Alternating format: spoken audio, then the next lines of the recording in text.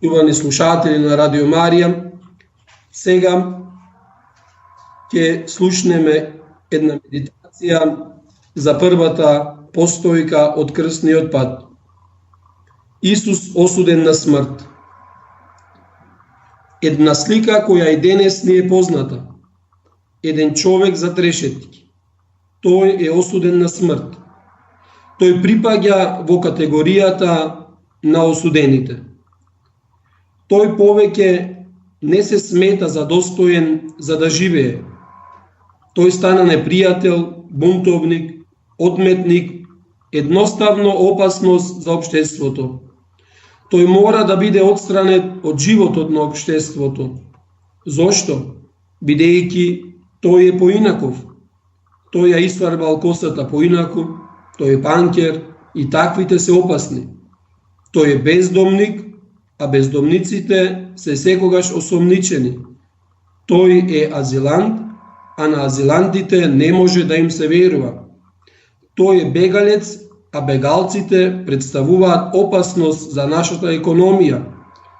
Тој е еден одметник кој го зборува она што ние не сакаме да го слушнеме, кој нас не подсетува што ние подобро би го заборавиле. Тој му пречи на нашиот добронареден живот. Тој ја отстранува завесата која ги покрива нашите дамки и ги руши зидовите кои нас не заштитуваат. Тој вели: ние припаѓаме кон едно те исто човештво. Ние сите сме деца на истиот Бог, негови возлюбени синови и ќерки. Ние сите сме затоа предодредени да живееме во иста куќа, да имаме ист татко и да јадеме на една заедничка трпеза.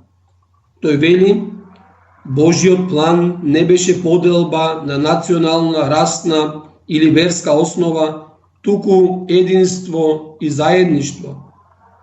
Овој глас мора да замолкне. Тој ни пречи во нашето делување.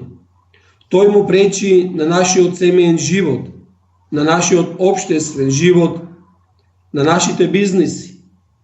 Овој глас создава неред, па дури и хаос. Животот и без тоа е веќе доволно комплициран. Нам не ни требаат пророци кои ја уништуваат фината мрежа на односите кои ние толку грижливо ја градевме. Да се држиме ние уште на мотото секој за себе, а Бог за сите. Тоа е патот со еден минимум на болка и страдање и еден максимум на удобност. Исус стои пред Пилат. Тој молчи. Тој не се брани наспротив неговите обвинители. Но кога Пилат го прашува: што си направил? Тој одговара: јас затоа се родив и затоа дојдов на светот, за да сведочам за вистината. Секој кој е од вистината го слуша гласот мој. Вистината за која зборува Исус не е теорија или наука, не е интелектуално објаснување на реалноста. Таа е многу повеќе еден однос, животворна блискост помеѓу него и Отецот, на која тој сака и ние да земеме учество. Пилат тоа не можеше да го слуша. Ништо повеќе од оној кој не е поврзан со Исус.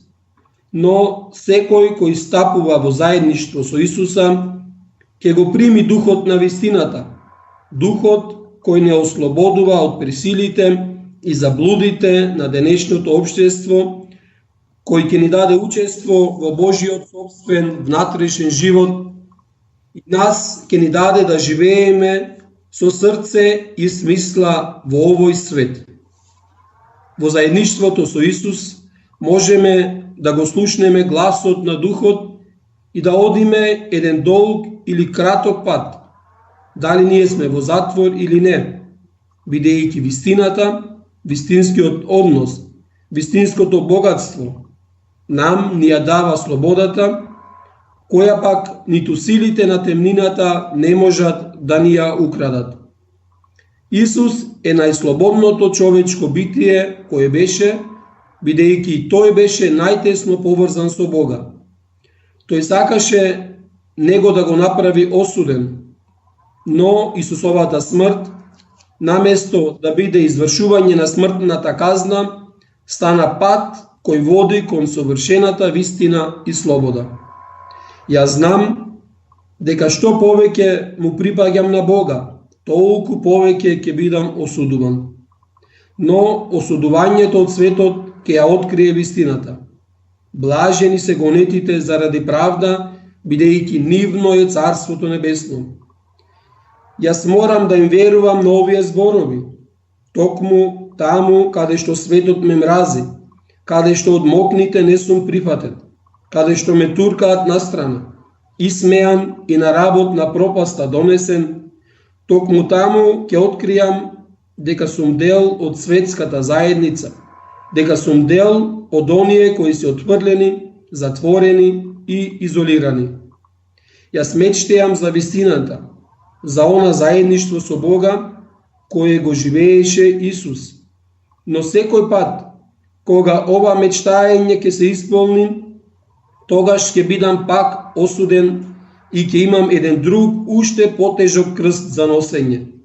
Тоа е историјата на Петар и Иван, Павле и Ванава, Јаков и Андреј и пред се на Марија, мајката на Исус. Нејзината радост и жалост станаа едно, бидејќи тие се одлучија да ја живеат вистината. Тоа може само да се случи ако го носиме крстот кој ќе ни се даде и поради тоа се радуваме уште сега да бидеме дел од божествениот живот, кој пак ги надминува сите решетки и казни. Да, од очите на човекот позади решетките зборува стравот, но сепак црста доверба и една длабока свест на слободата.